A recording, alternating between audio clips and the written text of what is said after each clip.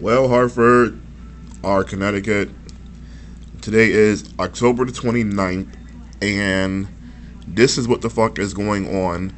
They say this is the first time in history that we have ever had a northeastern snowstorm in October.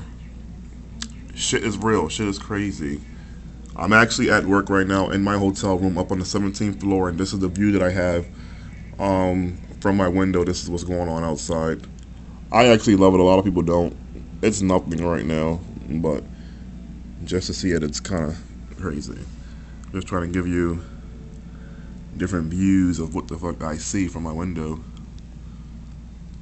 As you can see, that building right there is obviously a lot taller than the building I'm in right now. And standing by this window is very spooky.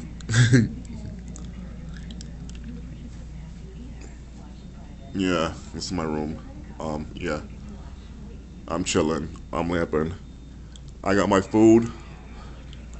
I don't have my Black and Mountain. I don't have no car to go to the store, so I guess I'm just in here till 11 o'clock. So it's time to punch back in for work. But whatever.